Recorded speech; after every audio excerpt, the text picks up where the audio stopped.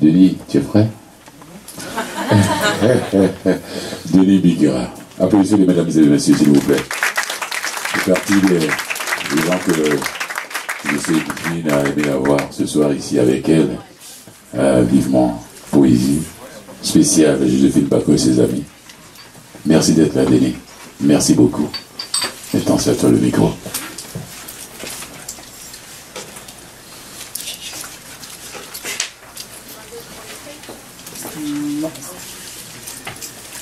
Bonsoir.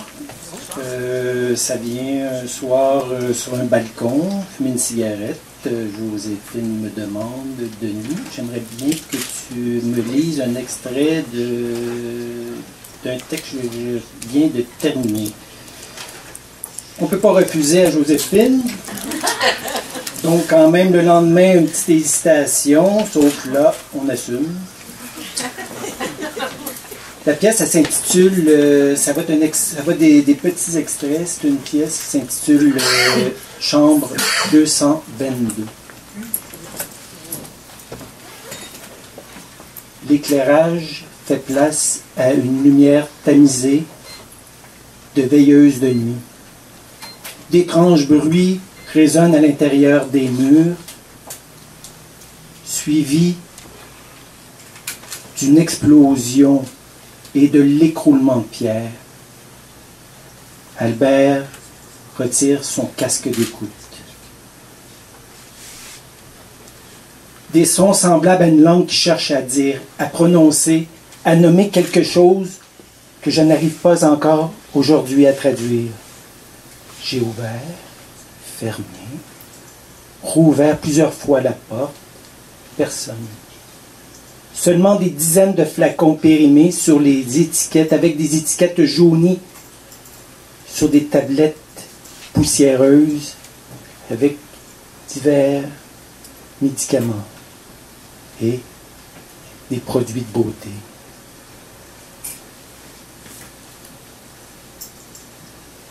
Un gargouillement de ventre mélangé au grondement de la tuyauterie s'est fait entendre dès que ses paupières ont commencé à s'ouvrir, laissant entrevoir une fine ligne de vie dans les yeux. Après, rien. Pas un mot. Aucun son dans la chambre. Derrière ce silence, des gouttes d'eau suintant du plafond tombaient en martelant le plancher, comme le tic-tac du temps qui passe. Albert retourne vers le magnétophone et appuie sur les différentes touches. On entend une séquence de parasites et de grincements sonores sur la voix de Marie-Jeanne.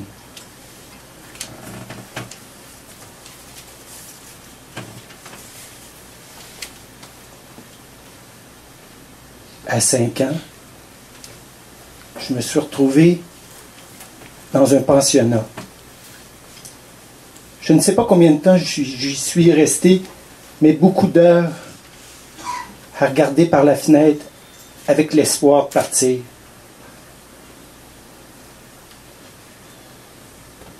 Je ne sais pas combien de temps j'y suis resté. Observer les premiers flocons de neige, entendre le chant matinal des outardes dans le ciel, parler à quelqu'un et personne pour écouter. Toujours l'angoisse de se sentir bizarre, vouloir, incapable de le dire, de trouver le mot juste qui ferait du bien. J'entendais le vrombrissement d'un moteur et la vibration des murs et du plafond de la chambre. J'ai ressenti le tremblement de la terre. Non. C'était plutôt, je crois, un grondement dans le ciel. Oui, c'est ça, un grondement. J'avais l'impression que tout se distorsionnait autour de moi. L'affiche qui était fixée au mur décollait, en s'enroulant sur elle-même, en changeant d'image à chaque fois. La lumière ambiante passait du jour à la nuit en une fraction de seconde. Les aiguilles de l'horloge se déplaçaient dans tous les sens, sur un fond sonore assourdissant. J'ai inspiré une grande quantité d'air en gardant mon souffle le plus longtemps possible, en espérant seulement que ça s'arrête là, tout de suite.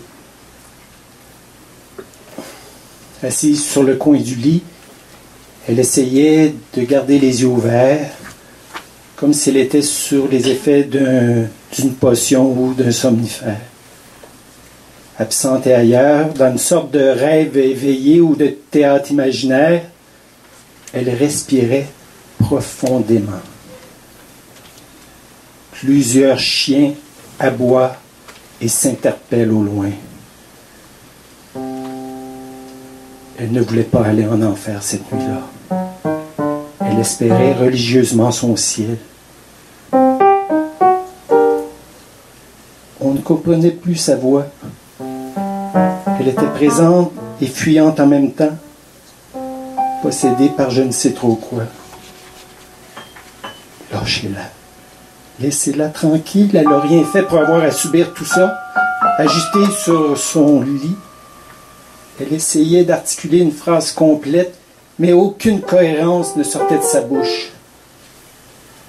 Juste le chuchotement caverneux du mot « maman ».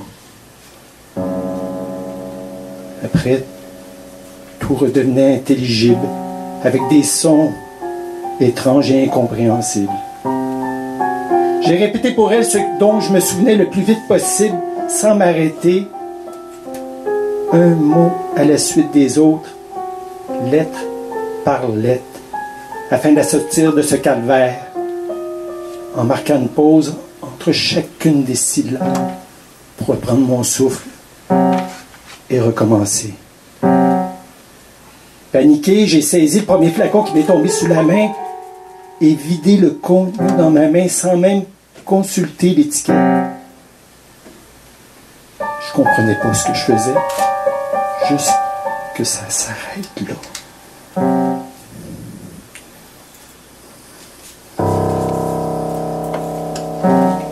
L'arrêt du magnétophone souligne le temps. Pause. Un train s'approche au rythme des roues d'acier sur les rails et le cri de la locomotive.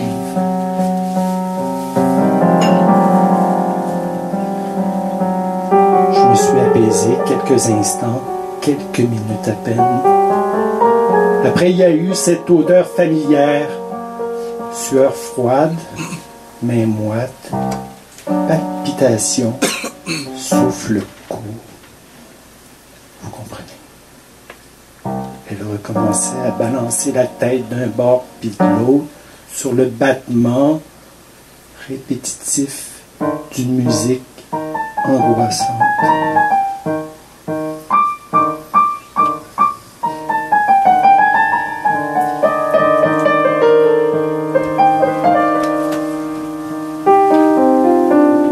Elle s'immobilisa un court instant en se bouchant les oreilles, les yeux grands ouverts, comme si elle revenait de chez les morts.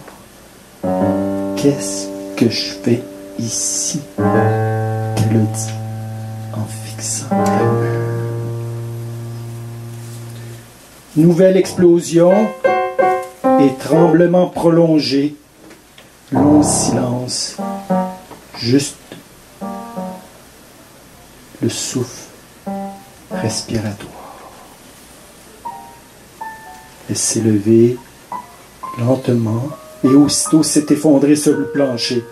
J'ai crié, mais en observant méticuleusement ses signes vitaux, tout fonctionnait normalement.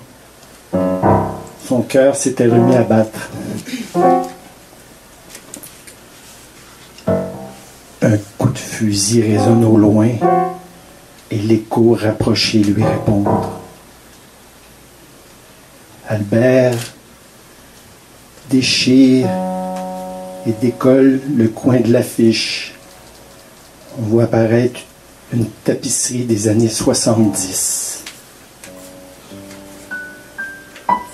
On entendait l'écho des vagues et le sifflement du vent au travers des crevasses des rochers. L'île, la mer est toujours elle. On ne voyait qu'une ligne d'horizon et rien d'autre. Quand elle était jeune,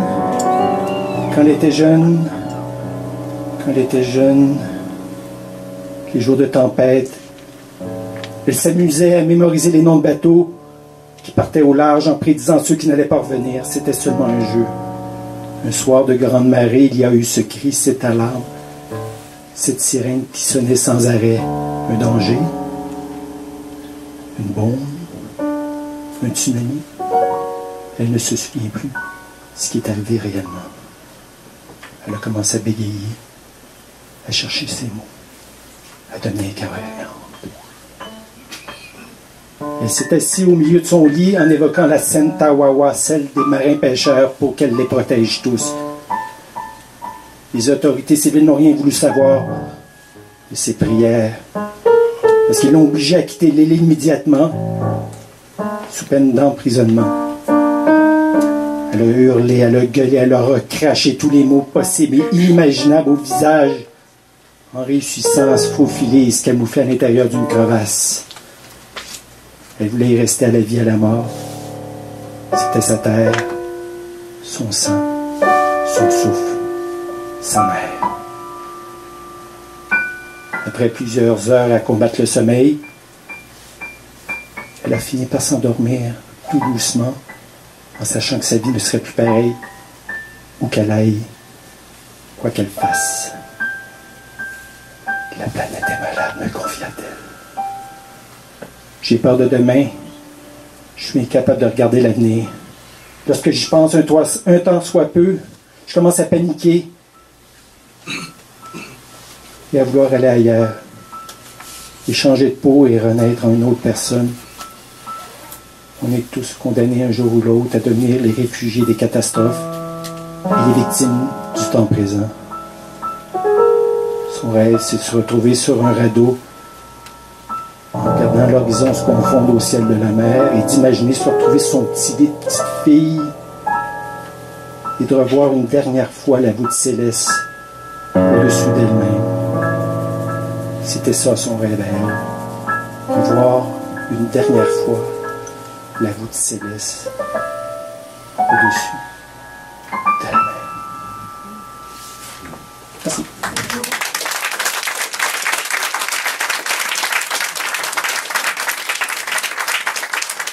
Denis Bigara, applaudissez-le très fort, mesdames et messieurs. Waouh! Merci beaucoup, Denis.